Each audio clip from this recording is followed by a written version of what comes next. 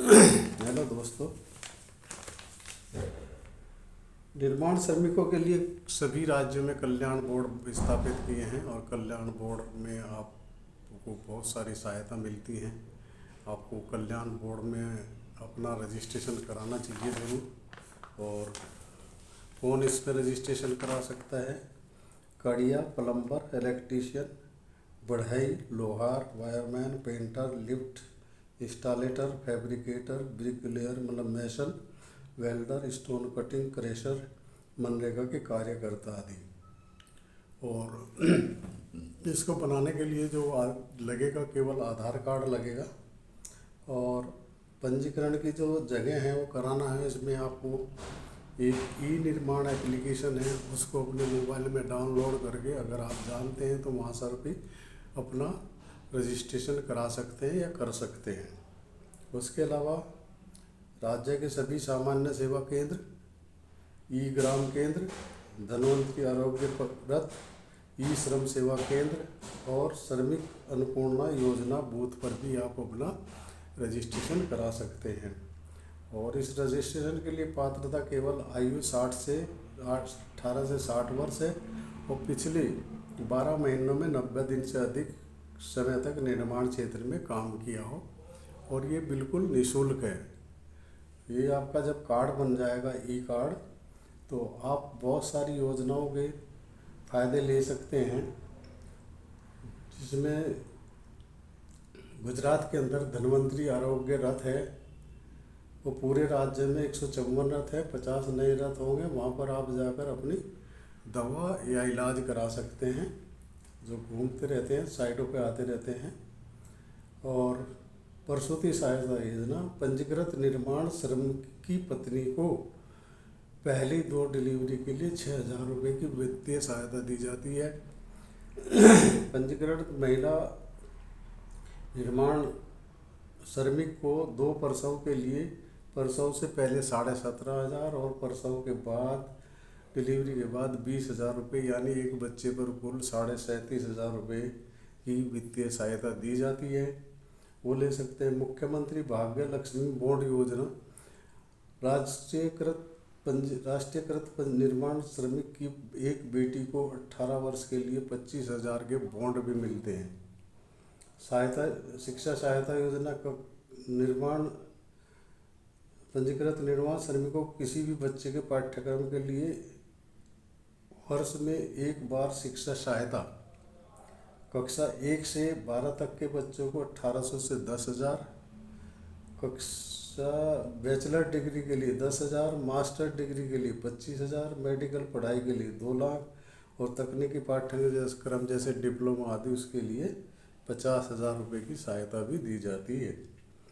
PhD अगर कोई बच्चा कर रहा है तो उसको कोर्स के लिए 15,000 रुपये मासिक वजीफा और अधिकतम 2 वर्षों तक अन्य आकस्मिक खर्चों के लिए 20,000 रुपये अलग से दिए जाते हैं।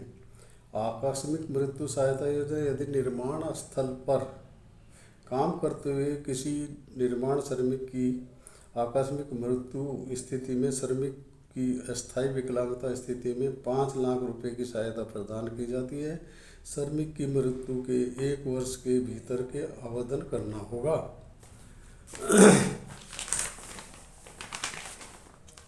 और अंत्येष्टि सहायता, पंजीकरण की अवधि के दौरान पंजीकृत निर्माण श्रमिक की मृत्यु के मामले में मृतक के अंतिम संस्कार के लिए 10,000 रुपये दिए जाते हैं।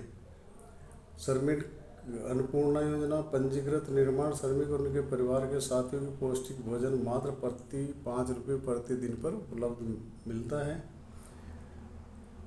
कड़िया नाका और निर्माण स्थलों पर भोजन वितरण, 17 जिलों में 290 केंद्र, अन्य 100 केंद्र जल्दी खोले जाएंगे। व्यावसायिक रोगों में सहायता योजना, पंजीकृत निर्माण श्रमिक को 15 प्रकार की बीमारियों और 23 प्रकार की चोटों के लिए निःशुल्क चिकित्सा और 3 लाख रुपए की सहायता राशि भी प्रदान की जाती है। गो ग्रीन योजना, खरीद मूल्य का 25% या 30,000 जो भी राशि कम हो उतनी दे दी जाती है। इसके अलावा आरटीओ के साथ साथ भी सड़क व्यवस्था भी सहायता की जाती है। विकलांग श्रमिकों के लिए 48,000 रुपये तक ई इलेक्ट्रिक ट्राईसाइकिल खरीदने के लिए सहायता की जाती है और आरटीओ के साथ भी सड़क सहायता मिलती है। श्रमिक परिवहन सिटी बस यात्रा के लिए पंजीकरण को बस पास प्रदान करने में अहमदाबाद, सूरत, राजकोट और जिलों में नई योजना में चल रही है, जिनके पास की 80% लागत बोर्ड द्वारा वहन की जाती है। आवास योजना और श्रमिक निर्माण जिन्होंने मकान खरीद के लिए अधिकतम 15 लाख तक का ऋण लिया है, वो 5 वर्षों के लिए प्रति वर्ष 30,000, इस प्रकार कुल 1.5 लाख की सहायता राशि मिल जाएगी। और भी इसके बहुत सारे फायदे हैं जो मैं आपको फिर डिटेल में बताऊंगा। इसलिए आप जो मैंने आपको बताया कि अपना ई निर्माण कार्ड निःशुल्क बनता है, उसको ज़रूर बनवाइए। ई निर्माण ऐप को डाउनलोड करके उसको आप अपना रजिस्ट्रेशन करा सकते हैं और इन सुविधाओं का सरकारी सुविधाओं का फ़ायदा उठा सकते हैं।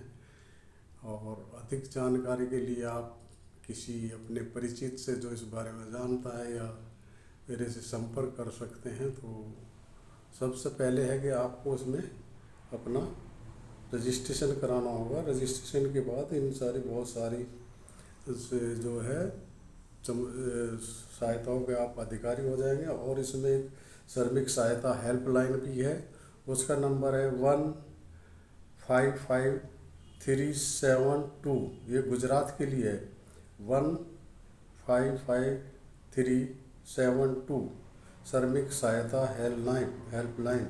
इस पर भी आप अपनी समस्या को वहाँ पर नोट करा सकते हैं, बशर्ते कि आपका पंजीकरण हो, तभी इस बात को वहाँ पर देखेंगे। आपका फ़ोन रजिस्टर होगा, आप रजिस्टर होंगे तो आपकी सहायता ज़रूर की जाएगी। धन्यवाद। Thank you.